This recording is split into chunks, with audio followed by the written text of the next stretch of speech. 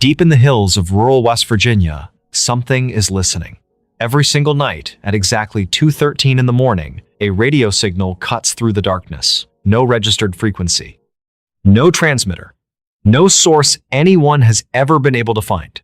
Just static and then a voice. Slow, flat, inhuman. Reading names, reading addresses, and the people whose names are spoken, they vanish. This is not a ghost story. This is not fiction. This is a documented series of events that investigators, engineers, and federal authorities have never been able to explain. Residents still hear it today. And if you live in the right part of West Virginia, you might hear it too. But here's the part that should terrify you most. It never repeats the same name twice, which means every broadcast is a first. Every name is new. Every address belongs to someone who has no idea they've just been announced to the darkness. Tonight, we go into the hills. Tonight, we follow the signal. Before we dive deep into one of the most chilling, unsolved mysteries in American radio history, I have one simple question for you. Where in the world are you watching this right now? Are you curled up under blankets somewhere in the middle of the night? Are you on a long drive with nothing but dark road ahead of you? Are you sitting in a house that, now that you think about it, gets very quiet after midnight? Drop your location in the comments right now. Your city, your country, even just your time zone. I want to see exactly how far across the world this story is traveling tonight. There's something beautifully eerie about thousands of people spread across every continent, every time zone, every kind of darkness, all listening to the same story at the same time. Kind of like a signal, isn't it? Tell me where you are. Let's fill these comments with a map of the world staying up way too late together. Now, let's begin. There is a particular kind of quiet that settles over the Appalachian hills after midnight. If you've never been to rural West Virginia, and most people haven't, it's difficult to describe what that silence actually feels like. It isn't peaceful, exactly. It's heavy. It presses against the windows of old houses. It sits on the surface of creek water that doesn't move. It fills the spaces between trees so completely that you begin to feel like the darkness itself is breathing. The mountains are old here, older than almost anything else on the continent. And the people who have lived among them for generations will tell you, without embarrassment, without the nervous laughter of someone who doesn't quite believe what they're saying, they will tell you, plainly and quietly, that the hills hold things that have no name, things that were here long before anyone thought to give them one. Most of the time, you can dismiss that kind of talk as folklore, as the natural tendency of isolated communities to build mythology around their geography. That's what a rational person would say.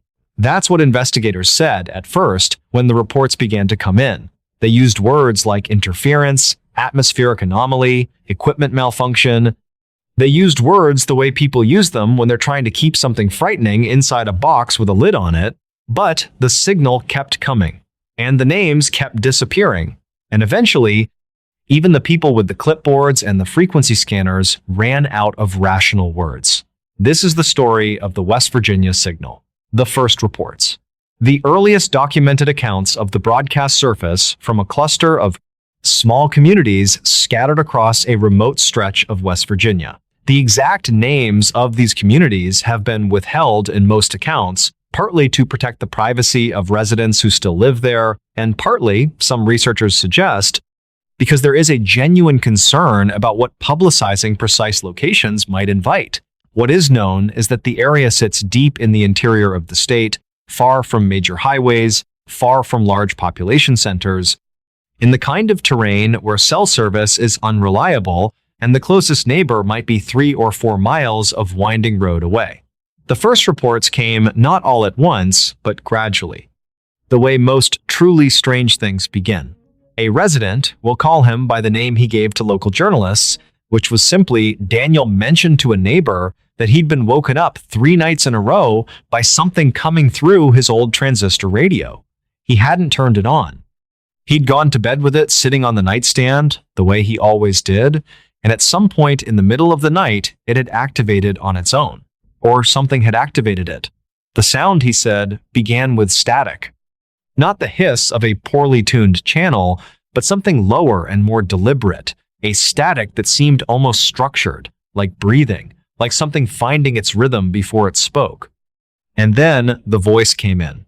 He described it as not quite right, not distorted in the way a bad connection distorts a voice, but wrong in a deeper way, flat, weightless.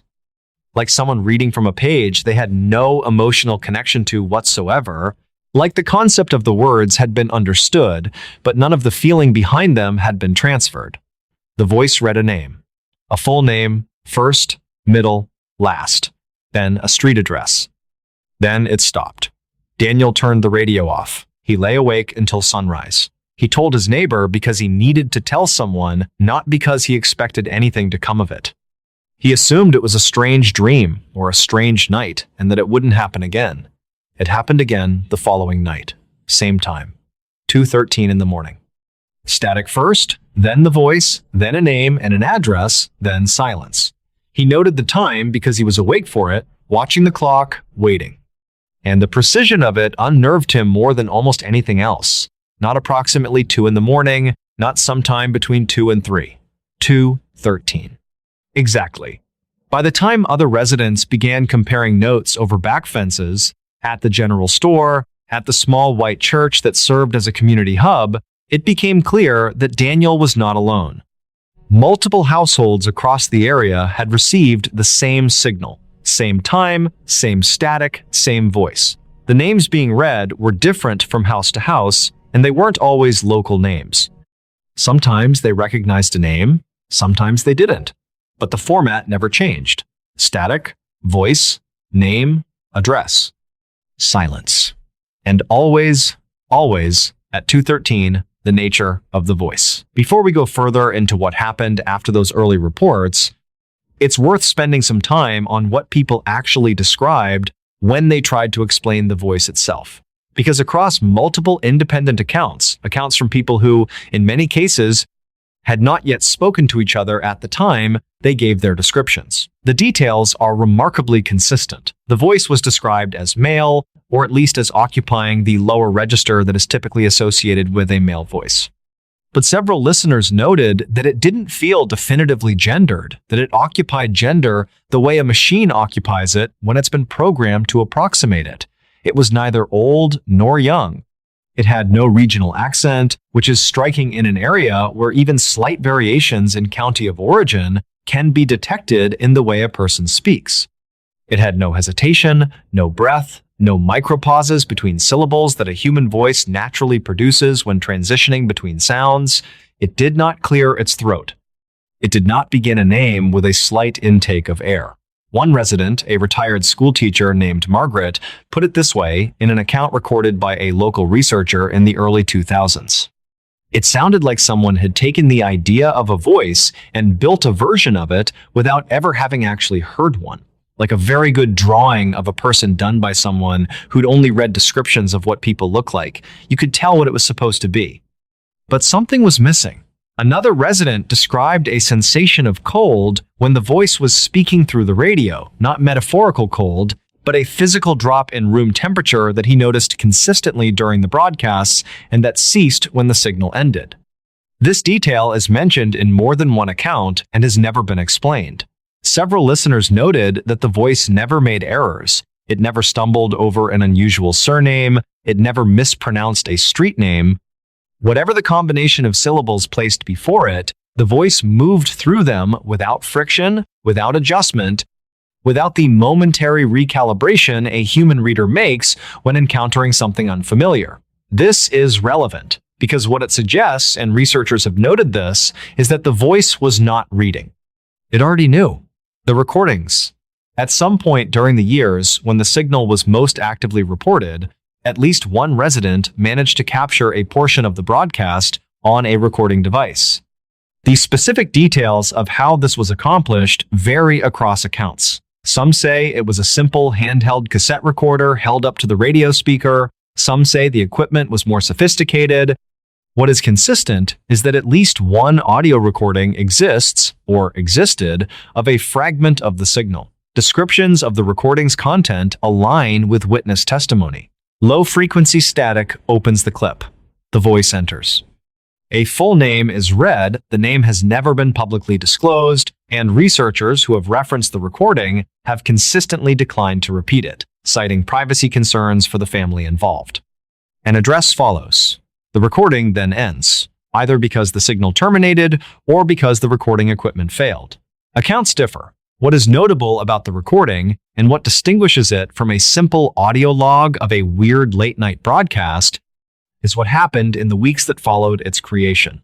The name on the recording appeared in a missing persons report.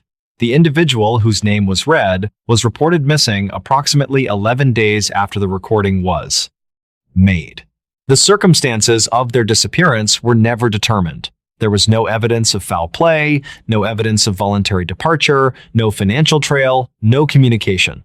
The person simply ceased to be traceable. The connection between the recording and the missing persons report was noted by at least one local law enforcement official who referenced it in an internal communication that later became partially available through a records request. The official's language was careful. They described it as a potentially significant temporal coincidence and noted that the matter warranted further review. There is no documentation of what that further review produced or whether it produced anything at all. The recording itself has never been made publicly available in full. Whether it still exists is unknown. The investigation. When the pattern of names and disappearances became too consistent to ignore, a more formal attempt was made to locate the source of the signal. This is where the story becomes not just strange, but genuinely bewildering to anyone with a background in radio engineering. Radio signals have sources. This is not a philosophical statement, it's a fundamental property of electromagnetic transmission. A radio wave must originate from a physical transmitter. That transmitter must be powered. It must occupy a specific frequency on the spectrum. It must, by the laws of physics, be locatable if you have the right equipment and the right methodology. Every effort to locate the source of the West Virginia signal failed. Teams using directional antennas and triangulation techniques, the standard approach for finding an unlicensed or rogue transmitter, were unable to converge on a point of origin. The signal, when detected, seemed to come from no specific direction.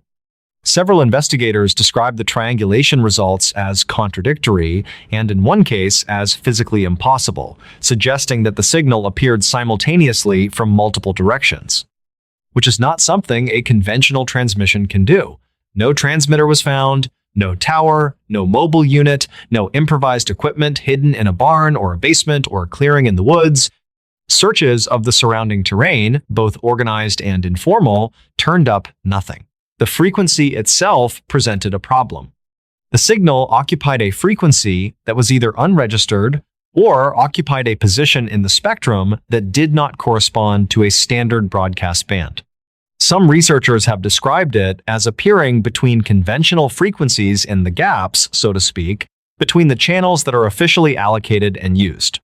One communications engineer who reviewed the available documentation stated privately that the signal's frequency characteristics were inconsistent with any known civilian or military broadcast technology in operation during the period when the transmissions were reported. There is a term used in radio engineering, ghost signal.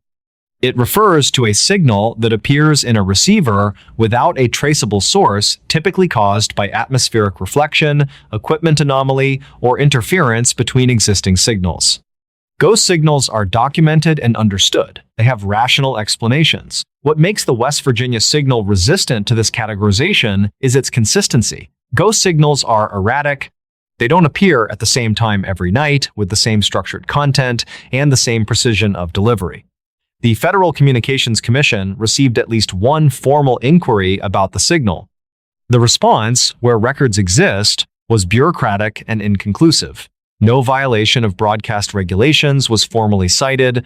No investigation was publicly announced.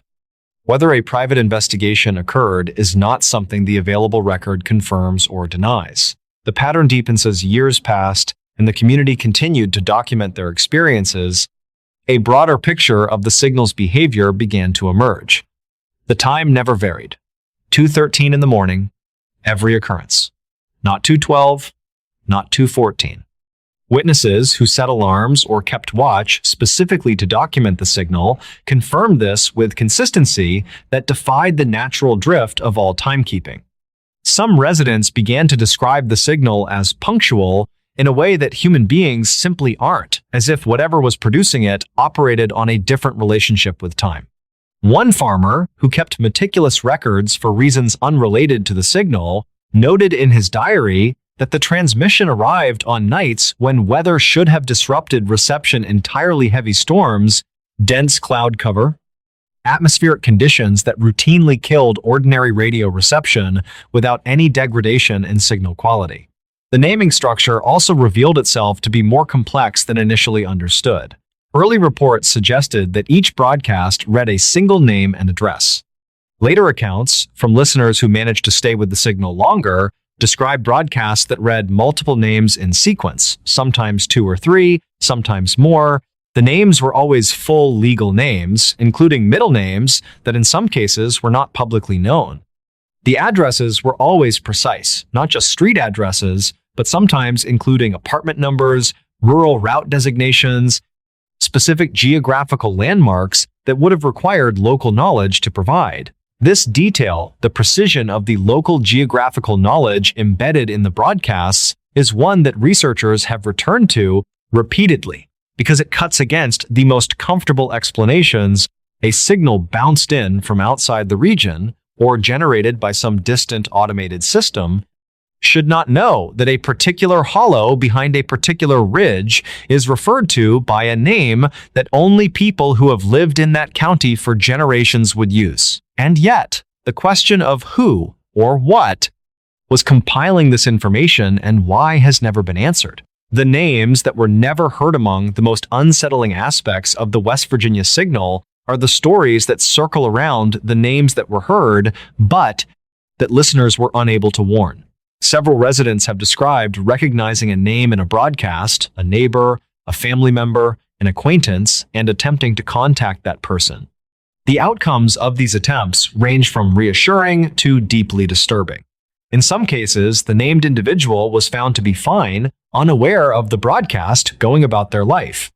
The researchers who have tracked these outcomes note that not every name in the signal preceded a disappearance. The correlation, while significant, was never absolute. But in other cases, the attempts to warn came too late, or the named person was unreachable, or the connection between the broadcast and what followed was too close and too precise to be comfortable.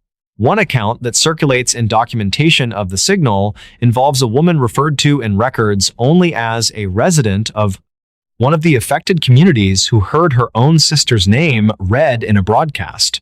She drove to her sister's home immediately before sunrise and found her sister awake and frightened, having also heard the broadcast and recognized her own name. The two women stayed together for the remainder of the night. The sister, according to this account, was never harmed, but she left the area permanently within the month and has not returned. The woman who relayed this account states that her sister refuses to speak about it. There is no way to verify how many people heard their own names over the years of the signal's activity. Most would have no reason to file a report with anyone. Most would be unlikely to discuss it publicly. The documented cases represent almost certainly only a fraction of the actual experiences. The technology that doesn't exist. Let's step back for a moment and approach this from a purely technical standpoint, because it's important to understand precisely why the West Virginia signal is considered anomalous, even by people whose professional disposition inclines them strongly toward rational explanations. A radio transmission requires, at minimum, a power source, a signal generator, a modulator, an antenna, and a frequency to transmit on. In the era when the signal was most active, none of these components could be miniaturized to the point of invisibility. A transmitter capable of producing a signal with the reach and clarity described by witnesses would have required equipment of a certain size, powered by a source of a certain output. It would have left traces. Heat signatures, electromagnetic footprints, physical infrastructure, none were found. The voice itself presents a second layer of technical impossibility. The quality and characteristics of the voice, as described by witnesses and as consistent with the partial recording, are not consistent with audio technology available during the early years of the signal's reported activity. The flatness, the perfection, the absence of breath and ambient noise, the flawless handling of unfamiliar names, these are characteristics associated with high-end synthetic voice generation. The kind of technology that did not exist at the consumer level or even at most professional levels at the time these broadcasts were reported to begin. This is a point that technology researchers who have reviewed the case find particularly troubling. Either the technology that produced the signal was significantly more advanced than anything publicly documented at the time, or the signal was not produced by technology in any conventional sense. Neither explanation is easy to sit with. Theories over the years, a range of theories has been proposed to explain the signal. It is worth reviewing them honestly without dismissing any out of hand, but also without pretending that any of them fully accounts for the available evidence. The most common rational explanation is a covert government or military broadcast of some kind, a test of some classified communication, technology, or an operational transmission whose true purpose was never disclosed. West Virginia has a number of significant government and military installations, some of which have been associated with classified communications research. The idea that a black-budget program was testing experimental broadcast technology in a remote, rural area is not inherently absurd. It would explain the technological sophistication. It would not easily explain the names, the addresses, or the correlation with disappearances unless one accepts a much darker theory about what the program was actually doing. A second theory involves the concept of numbers, stations, clandestine, shortwave radio, broadcasts historically used by intelligence agencies that transmit coded information in the form of spoken numbers or words. Number stations are real. They have been documented extensively. They operate on unregistered frequencies. They use synthesized voices. The West Virginia signal shares several of these characteristics. But number stations are typically designed for specific recipients who hold the codebooks needed to interpret the transmission. The names and addresses broadcast on the West Virginia signal serve no obvious coding function, and number stations have identifiable physical sources.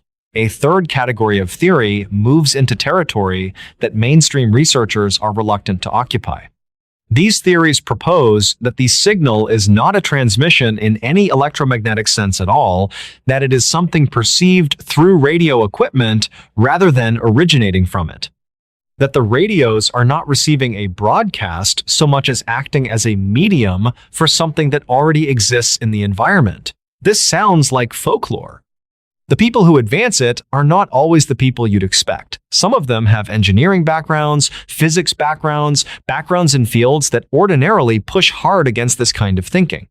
What drives them to it is not a desire for a supernatural explanation, but an exhaustion of the natural ones. The fourth theory is the simplest and in some ways the most disturbing, that someone knows. That somewhere, perhaps still, a person or a group of people has access to information about the residents of this area, their full names, their addresses, information about them that is not publicly available, and is broadcasting that information for reasons that have never been established, using technology that has never been identified, toward an end that has never been determined. This theory requires no paranormal component. It requires only that somewhere in the architecture of the world, there is a level of surveillance and knowledge and deliberate cruelty that most of us prefer not to believe exists. The Signal Today reports of the signal did not stop. That is perhaps the most important thing to understand about this case. It did not burn brightly for a few years and fade. It persisted. It adapted, if adaptation is even the right word, for something whose nature is so poorly understood. Residents who have moved into the affected area in recent years, people who came from elsewhere, who had no prior knowledge of the signal's history, who had no reason to be primed toward this particular kind of experience, have reported hearing it. Same time, same voice, same pattern. The radio technology has changed. The old transistors that first received the signal have been replaced by digital devices, by smart speakers, by devices that, in theory, should not be receivable in the same way. And yet, the signal finds them. Or perhaps it is more accurate to say, whatever produces the signal is not constrained by the technology it works through. Researchers who have gone to the area with modern equipment, spectrum analyzers, recording gear, triangulation tools far more sophisticated than anything available when the signal was first reported, have returned with data that is, at best, incomplete and inconclusive. The signal has been detected. Its frequency characteristics remain anomalous. Its source remains untraceable. The recordings made with modern equipment show the same voice, with the same inhuman flatness, reading names that, in at least some documented cases, have subsequently appeared in missing persons reports. The case remains open, which is bureaucratic language for no one knows. No one has ever known. And the signal, as far as anyone can determine, continues. Tonight, somewhere in rural West Virginia, it is almost 2:13 in the morning. The hills are dark, the creek water doesn't move. The silence is the kind of silence that presses against windows.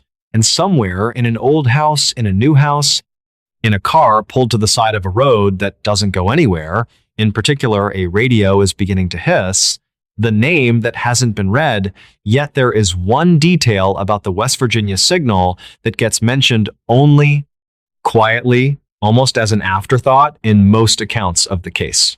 But I think it deserves to be said plainly, because I think it is the detail that matters most. The signal never repeats a name. In all the years of documented broadcasts, across all the witnesses, all the recordings, all the reports, a name, once spoken, is never spoken again. Researchers have noted this as a potentially significant data point.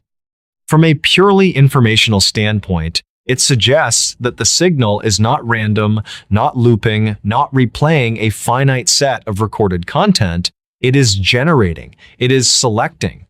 It is moving through a list. A list of what? Of people in the area, of people who can be reached, of people who are, in some sense, that the signal understands and we do not? Next. No one knows how long the list is. No one knows what being on it means with certainty. No one knows what criterion places a name there, or whether it is possible to be removed from it, or whether silence on a given night is simply a gap between entries rather than an end. The signal has been broadcasting for years, each night a new name. The list is apparently very long, which means if you live in the right part of the world, if your radio happens to be on at the right time, if you find yourself awake in the particular dark of 2:13 in the morning in rural West Virginia, it hasn't gotten to your name yet. That's all. Just yet. Now take a slow breath. You're safe. You're warm. Wherever you are right now, you are exactly where you're supposed to be, surrounded by the ordinary sounds of your ordinary life. And that is a genuinely beautiful thing. The best mysteries are the ones that remind us how vast and strange the world is, how many questions still live in the dark corners of what we think we understand. The West Virginia signal is one of those questions, and there is something almost comforting in that if you let it be, because a world with unanswered questions in it is a world that still has room for wonder. It means not everything has been mapped, not everything has been explained. Some things still breathe in the gaps between what we know. And tonight, that's okay. You've done your exploring for the evening, you've gone into the hills and come back out again. Now it's time to let the mystery sit where mysteries are supposed to sit, at a comfortable distance, held lightly, like something interesting you found on a walk that you don't need to carry home.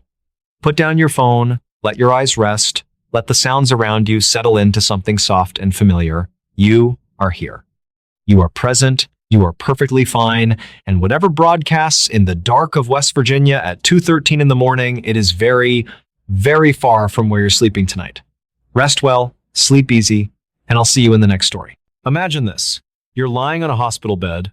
Doctors have just performed CPR for 30 minutes straight. Your heart has stopped. There's no pulse, no breathing, no brain activity. The medical team calls time of death. Your family is crying in the hallway.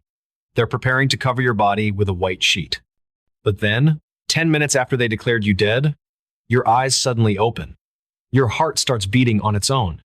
You sit up and ask what happened. This isn't a horror movie. This isn't fiction. This is Lazarus syndrome, one of medicine's most terrifying and unexplainable mysteries, where people literally come back from the dead. Before we begin, tell me, where are you watching from? Drop it in the comments. The first documented case that really shook the medical world happened in 1982. It was a typical night shift at a hospital in Pennsylvania when a 65-year-old man was rushed into the emergency room. His name was Samuel, and he'd suffered a massive heart attack at home. His wife had found him collapsed on the kitchen floor, not breathing, his lips already turning blue.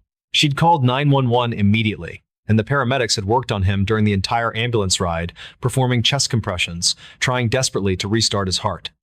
But by the time they reached the hospital, things looked grim. Samuel had no pulse, no heartbeat, and no response to any stimulus. The ER team took over immediately, beginning what doctors call advanced cardiac life support. They used a defibrillator, sending powerful electric shocks through his chest. They injected adrenaline directly into his veins. They performed manual chest compressions, pushing down on his sternum again and again, trying to force his heart to remember how to beat. 1 minute passed. Then 5. Then 10. Then 20. With each passing minute, Samuel's chances of survival dropped dramatically. Even if they managed to restart his heart, the lack of oxygen to his brain meant he'd likely have severe neurological damage. After 35 minutes of continuous resuscitation efforts, the lead physician, Dr. Michael Chen, made the decision that every doctor dreads.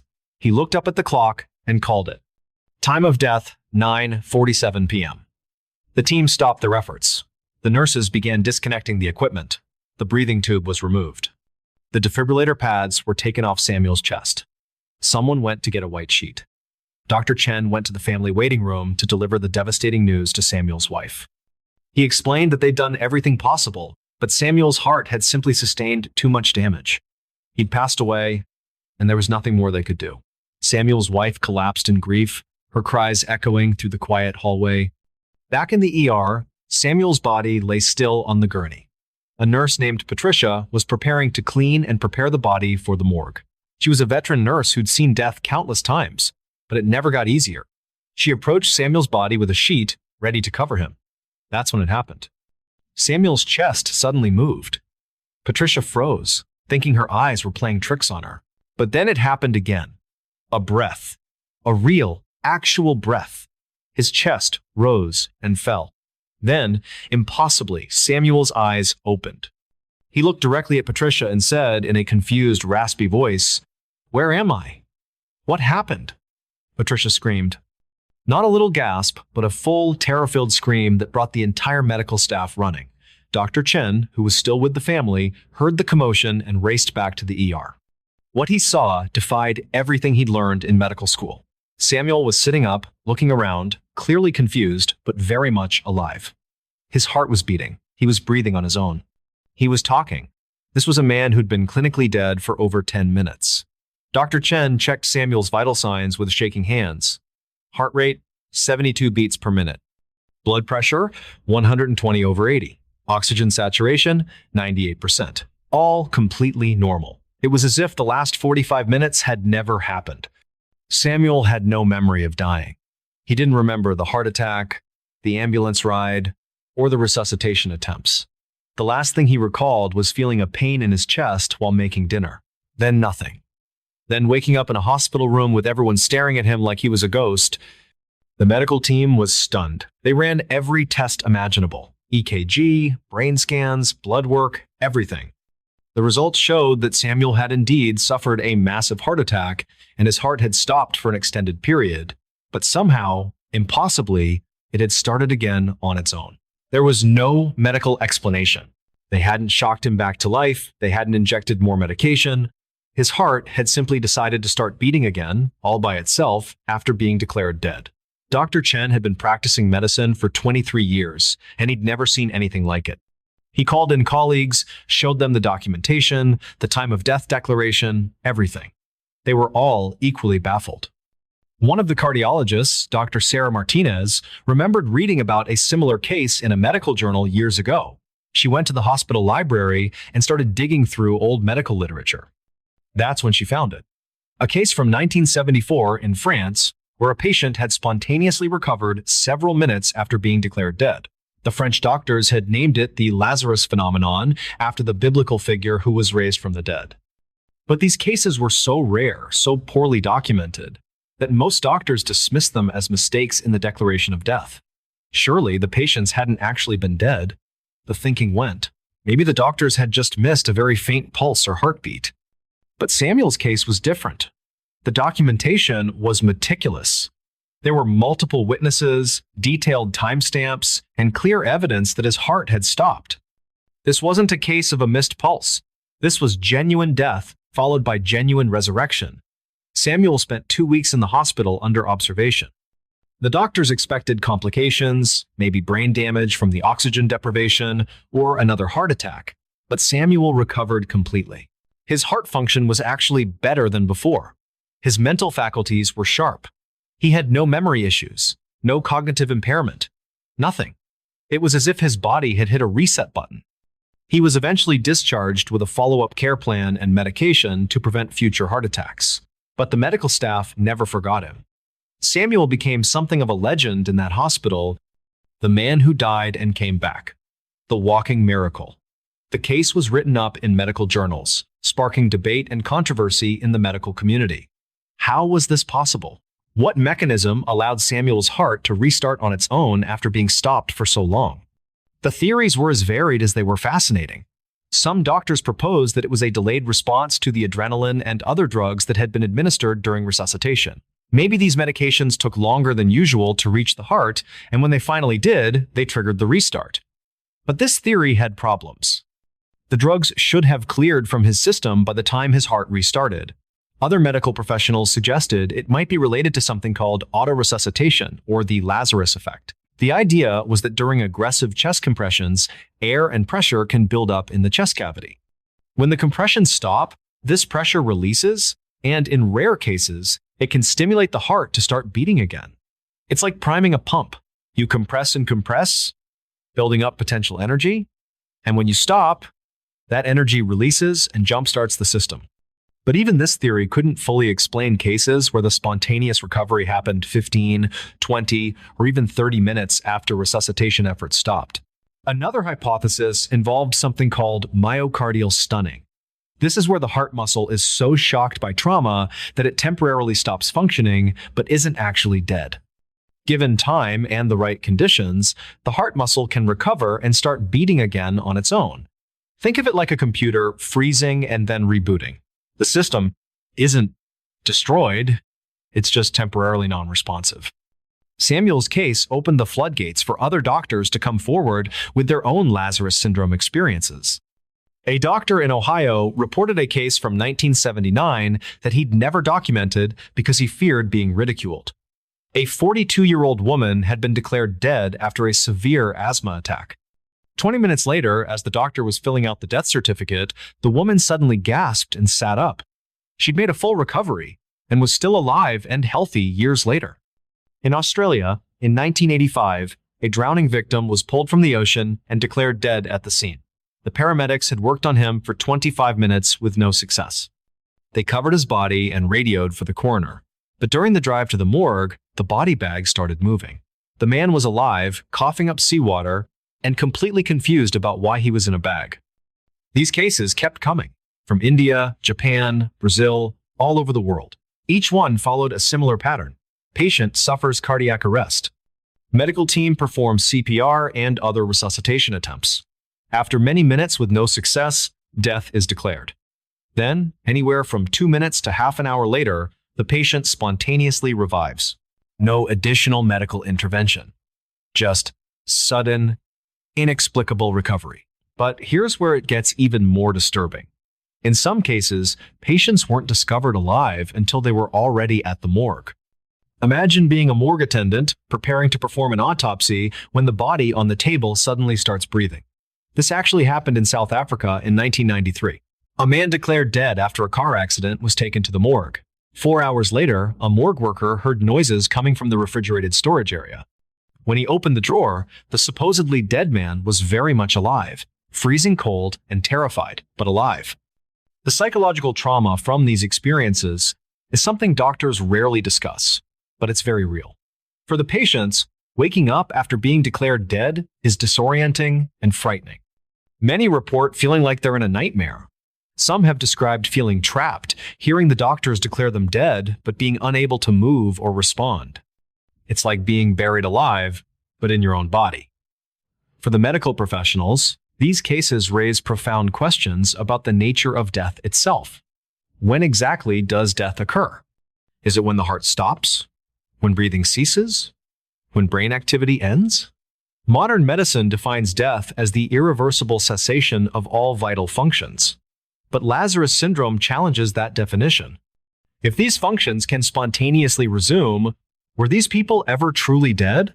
In 1998, a comprehensive study was published in the Journal of Emergency Medicine. Researchers had compiled 38 documented cases of Lazarus syndrome from around the world. They analyzed every detail, looking for common factors. What they found was both fascinating and troubling. First, the majority of cases occurred after cardiac arrest, usually from heart attacks. Second, all patients had undergone aggressive and prolonged CPR, typically lasting 20 minutes or more. Third, the average time between declaration of death and spontaneous recovery was 7 to 10 minutes, though cases ranged from 2 minutes to 4 hours. Fourth, and most surprisingly, many patients who experienced Lazarus syndrome actually had better outcomes than typical cardiac arrest survivors. They had less brain damage, better heart function, and higher survival rates. This last finding was particularly puzzling. Logic would suggest that these patients who'd been without adequate circulation for even longer than typical cardiac arrest victims should have worse outcomes. But the opposite was true.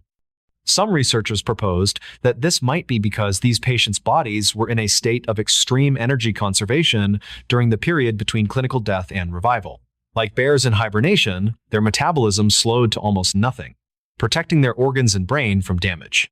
One of the most detailed and well-documented cases came from the United Kingdom in 2001. A 54-year-old man named Anthony suffered a heart attack while shopping.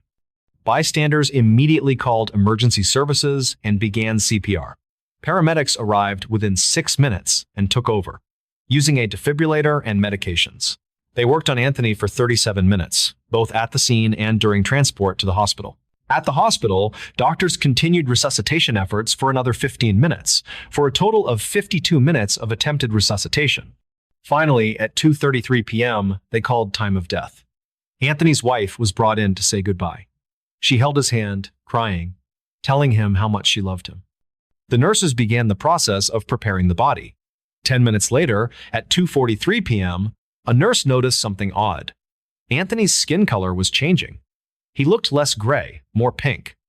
She checked for a pulse, not really expecting to find one, but following protocol. There it was. Faint, but unmistakable. A heartbeat.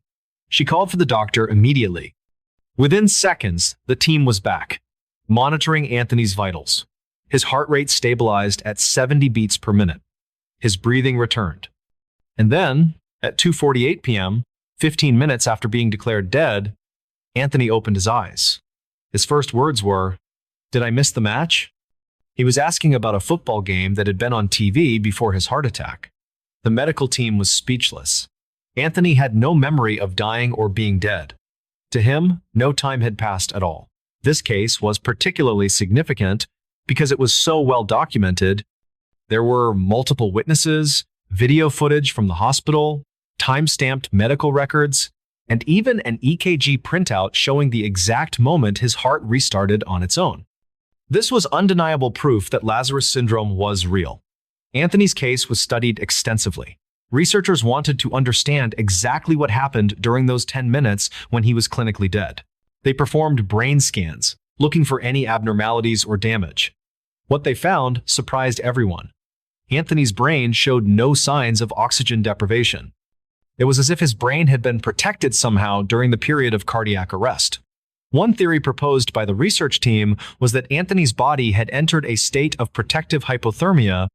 Even though his external body temperature hadn't dropped significantly, his brain might have cooled just enough to slow metabolism and protect neurons from damage. This is similar to what happens with drowning victims in cold water, who sometimes survive extended periods without oxygen because the cold protects their brain. But Anthony hadn't been in cold water. He'd been in a normal temperature environment. So how had his brain been protected? The researchers couldn't explain it. The ethical implications of Lazarus syndrome are profound and deeply troubling. The most obvious question is, how long should doctors continue resuscitation efforts? Current guidelines typically recommend 30 minutes of advanced cardiac life support before declaring death. But if patients can spontaneously revive up to 30 minutes or more after resuscitation efforts stop, does that mean doctors are giving up too soon? On the other hand, extending resuscitation efforts indefinitely isn't practical. CPR is physically exhausting for the medical team. It ties up emergency room resources that might be needed for other patients. And prolonged CPR can actually cause significant trauma to the patient's body, breaking ribs and causing internal injuries. There's also the question of organ donation. In many cases, when someone is declared dead after a cardiac arrest, their organs are quickly harvested for donation. This needs to happen fast, before the organs deteriorate. But what if some of these patients could have spontaneously revived if given more time? Are we potentially taking organs from people who aren't truly dead? This concern has led to new protocols in some hospitals. Now, after declaring death, medical staff are required to continue monitoring the body for at least 10 minutes before moving it or beginning any organ donation procedures. This waiting period is specifically designed to catch Lazarus syndrome cases, but even this raises questions. What's happening during those 10 minutes? Is the person aware? Can they hear what's being said around them? Some Lazarus syndrome survivors report strange experiences during the time they were considered dead. They describe feelings of floating, seeing bright lights, or having out-of-body experiences where they could observe the room from above. These reports are eerily similar to near-death experiences described by people who were successfully resuscitated. But Lazarus syndrome survivors have something unique. They weren't brought back by medical intervention. They came back on their own. Some survivors report feeling a pulling sensation, as if something was drawing them back to their body. Others describe hearing voices calling them, usually loved ones. One woman who experienced Lazarus syndrome in 2007 said she remembered being in a dark space, feeling peaceful, when she suddenly heard her young daughter crying. She said she felt an overwhelming need to get back to her daughter, and the next thing she knew, she was waking up in the hospital. Whether these experiences are genuine glimpses of an afterlife or simply the brain's last neural firings before shutdown remains hotly debated. The phenomenon has also raised questions in the legal field. If someone is declared legally dead, certain processes begin immediately. Life insurance policies are activated. Wills are executed. Medical power of attorney transfers. But what happens if the person comes back? In most jurisdictions, the declaration of death is simply reversed once the person revives. But there have been complicated legal cases. In one instance, in 2012, a man was declared dead after a cardiac arrest. His death certificate was filed.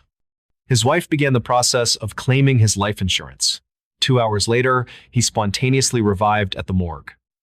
The insurance company refused to pay, saying he wasn't actually dead. But the wife argued that he was legally declared dead by a licensed physician, and that should be sufficient. The case went to court and dragged on for 3 years before finally being settled out of court. There's also the philosophical question, if you die and come back, are you the same person? Some Lazarus syndrome survivors report personality changes after their experience. They become more spiritual, less materialistic, more appreciative of life. Others report the opposite, becoming anxious and fearful, traumatized by their brush with death. Psychologists have studied these survivors, trying to understand the psychological impact of dying and being resurrected. What they've found is that the experience is profoundly transformative, regardless of the individual's beliefs or background. From a scientific standpoint, Lazarus syndrome has led to new research into the boundaries between life and death. What is death really? For centuries, death was defined simply as the cessation of heartbeat and breathing. But modern medicine has complicated this definition. We now have people who are brain dead but kept alive on machines. We have people whose hearts have stopped, but who can be revived. We have people in comas who might wake up years later. The line between alive and dead is far blurrier than we once thought. Lazarus syndrome exists in this gray area. It challenges our fundamental understanding of mortality. Some researchers have proposed that death isn't a moment, but a process.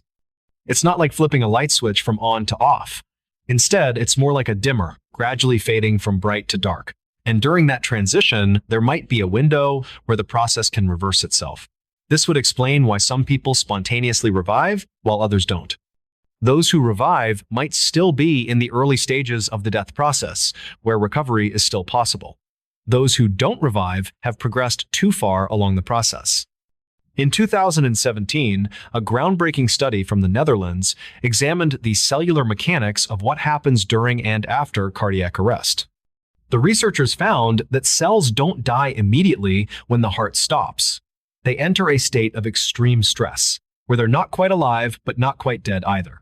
In this state, cells can survive for varying periods depending on factors like temperature, pH levels, and available nutrients.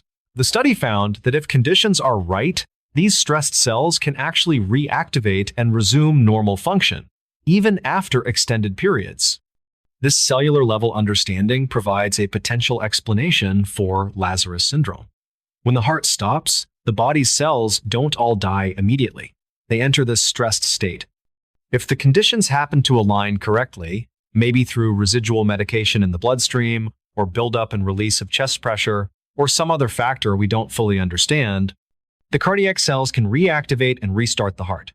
Once the heart restarts, blood flow resumes, oxygen reaches the other cells, and they too can recover from their stress state. It's like a cascade effect. The heart restarts, which saves the lungs, which saves the brain, which saves everything else. But this only works if the restart happens before the cells cross the point of no return. After that threshold, the damage is irreversible and true death occurs. The phenomenon continues to fascinate and perplex the medical community. As of 2025, there have been over 60 well-documented cases of Lazarus syndrome worldwide. But researchers believe the actual number is much higher. Many cases probably go unreported because doctors fear professional embarrassment or legal liability. After all, declaring someone dead who then comes back to life doesn't exactly inspire confidence in your medical judgment. There have been calls for better reporting systems and protections for doctors who report these cases to encourage more documentation and study. Some countries have established registries specifically for Lazarus syndrome cases where doctors can anonymously report incidents for research purposes without fear of legal repercussions. The data from these registries is helping researchers identify patterns and risk factors. For example, they've found that Lazarus syndrome is more common in younger patients, those under 50. They've also found it's more likely to occur when the cardiac arrest was caused by a reversible condition, like a heart attack or drug overdose, rather than trauma or massive blood loss. Perhaps one of the most unsettling aspects of Lazarus syndrome is what it suggests about our ability to determine death. Medical professionals use several criteria to declare death: no pulse, no breathing, no response to stimuli, no brain activity. But Lazarus syndrome shows that these criteria aren't always definitive. A person can meet all these criteria and still come back. This has led to the development of more cautious protocols. Many hospitals now require a longer observation period after resuscitation efforts stop before officially declaring death. Some require confirmation from multiple physicians. Others use advanced monitoring equipment to detect any subtle signs of life that might be missed by manual checks. But these precautions come with their own challenges. Longer observation periods mean tying up emergency room space and staff. Multiple confirmations take time that might be critical for other patients. And no amount of monitoring equipment can predict when or if a spontaneous recovery might occur. The families of Lazarus syndrome survivors often describe the experience as emotionally devastating and then overwhelmingly joyful. Imagine being told your loved one is dead. You say your goodbyes. You start processing your grief. You begin planning a funeral. And then you get a call saying, actually, they're alive. It's an emotional whiplash that many describe as more traumatic than if their loved one had simply survived the initial cardiac arrest. One wife of a Lazarus syndrome survivor described it as dying twice, once when she heard he was dead, and again from the shock when she learned he was alive. Another family member said the experience left them unable to fully trust death declarations, even years later. They worried that any time someone they knew died, maybe that person would suddenly come back too. This hypervigilance and inability to process grief normally is a common psychological consequence for families of Lazarus syndrome survivors. Support groups have formed for these families, providing a space where they can share their unique experiences and help each other cope with the trauma and confusion of watching someone die and return. For the survivors themselves, life after Lazarus syndrome is complicated. Many report feeling like they're living on borrowed time, as if death tried to claim them once and might try again. Some become deeply spiritual or religious, interpreting their survival as a miracle or divine intervention. Others become obsessed with understanding the scientific explanation, reading medical journals, and contacting researchers. A significant percentage develop anxiety disorders or PTSD, traumatized by their experience of dying. They have nightmares about being trapped in their body, unable to move or speak while being declared dead. Some become hyper-aware of their heartbeat, constantly checking their pulse, terrified that their heart might stop again. Counseling and therapy are often necessary to help these survivors process their experience and return to normal life. But defining normal after you've died and come back is challenging. How do you resume your regular life when you've crossed a boundary that almost no one crosses? When you've experienced something that most people can't even imagine? Some survivors report feeling isolated and misunderstood. How can they explain to friends and family what it's like to be dead? Most people have no frame of reference for that experience. The medical community continues to research and debate Lazarus syndrome. Conferences are held where doctors present cases and theories. Research papers propose new mechanisms and explanations. But for all the study and analysis, the phenomenon remains fundamentally mysterious. We know it happens. We know it's real. But we still don't fully understand why or how. And perhaps that's the most humbling lesson of Lazarus syndrome. Despite all our medical advances, all our technology, all our understanding of human biology, we still can't fully explain the boundary between life and death. We can't predict who will spontaneously revive and who won't. We can't control it or reliably reproduce it. All we can do is document it, study it, and remain humble in the face of mysteries we don't yet understand. Lazarus syndrome reminds us that death isn't always final, that medicine doesn't have all the answers, that life, in its most fundamental form, has a will and resilience that can't be fully explained by science alone. It challenges us to reconsider our definitions, question our certainties, and remain open to possibilities that seem impossible. The phenomenon has even influenced popular culture. Movies and TV shows have featured Lazarus syndrome storylines, though often dramatized and exaggerated. These portrayals have raised public awareness of the phenomenon, but they've also spread misconceptions. In reality, Lazarus syndrome isn't something that can be induced or controlled. It's not a medical technique. It's a spontaneous, unpredictable occurrence that defies our understanding. As we move forward, the questions surrounding Lazarus syndrome remain. How can we better predict who might spontaneously revive? Should resuscitation protocols be changed to account for this possibility? What ethical guidelines should govern organ donation when there's a chance, however small, of spontaneous revival? These questions don't have easy answers, and the medical community continues to grapple with them. What we do know is that Lazarus syndrome is real, rare, and remarkable. It represents one of medicine's most profound mysteries, a reminder that for all our knowledge and capability, there are still phenomena that defy explanation. It stands as testament to the resilience of the human body, the mysteries of consciousness, and the blurred line between life and death. And for those who've experienced it, for those who've died and come back, it's a second chance at life that's both terrifying and precious beyond measure.